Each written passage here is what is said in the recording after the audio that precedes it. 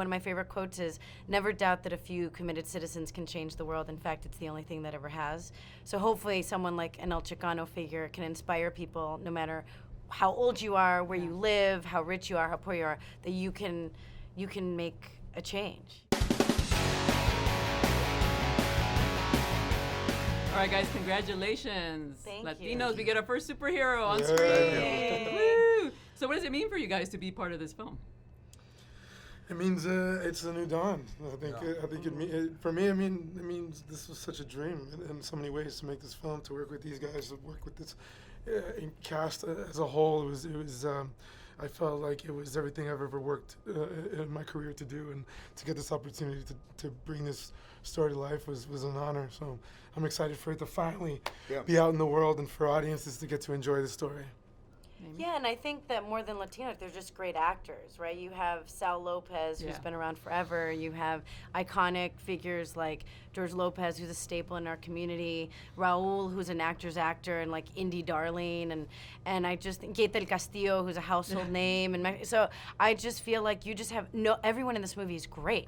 Everyone in this movie, and even Marco Rodriguez, who's fantastic. He's like, I've never had this before. Like everyone, there's one character or two characters or maybe three characters if you're lucky. But for a movie that reads like $100 million budget movie, to have 12 Latino characters and everyone is fantastic, it's just good storytelling and good acting, and I think it's going to make for a very universal movie.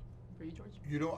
I don't think that somebody has to be a superstar to have an influence on somebody. They go, who are your heroes? I remember seeing Marco in a show called Bay City Blues that Stephen Bochco did about baseball. And I was probably in junior high, and I saw him in that film. At that time, I was, dreaming about being a comedian. I don't know so much about an actor, but about a comedian. So to see him then and to see him here, he's really good. I mean, he's just an amazing actor. He is. And he's really good in this movie. Like, he's the kind of like the conscience and the guide of the film, and to be able to do a scene with that guy after watching him do that, 30, 40 years ago is great, like amazing for me. Like that's I never imagined. So, when we met, I told him that I'd been a fan of his all that time. He couldn't believe it, but it's we have a nice scene at the end, and it means a lot to me because of, seeing him growing up and inspiring me. And then Chicano has all sorts of connotations. Yeah. So what does it mean for you, for each of you?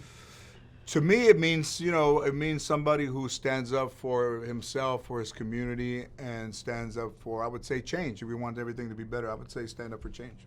Yeah, I think George nailed it. I think this is, it's sort of taking this very iconic term and applying it to this sort of otherworldly, mythical character, and it's it's an opportunity to bring the story to life with an all-Latino cast. It's I think you nailed it. Thanks.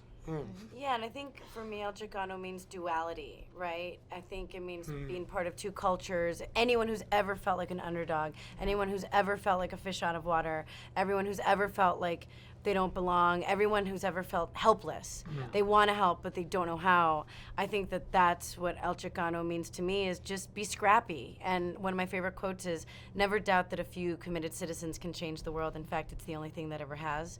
So hopefully someone like an El Chicano figure can inspire people, no matter how old you are, where you live, how rich you are, how poor you are, that you can make a change. And this film is mainstream, it's for everybody, but as a bicultural Latina, I mean, it really spoke like, hey, that's me up there. And it's good for people to see that, right? Because it shows, most times when we see Latinos on screen, they're glossed over. They're just another character. Right. But here we see all the different levels of Latinos and just the bicultural. It's big, like all the movies. For the money they spend, it's bigger, much bigger than the money that they spend. It's big, it's loud, it's fast, and it moves. Every movie that I believe that they've ever made has always been long, and no director ever really wants to cut his own movie.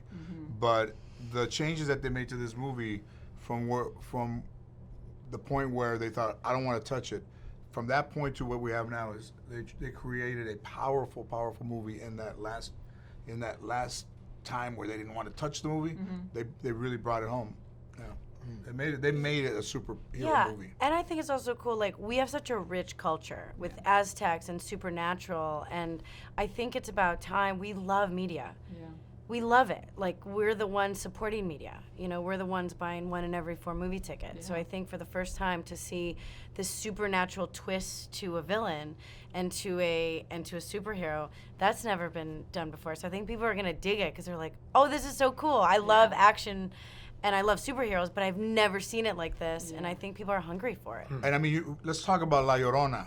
So that movie almost has to be like Gone with the Wind, because you never seen La Llorona, you only heard about her. Yeah. So now that you've seen her, she better scare you like you cannot believe, because if not, Because your mama did. because your mama did, an imaginary figure. My uncle said he slept with Llorona, And he survived. and one of those kids was his. That's he's crazy.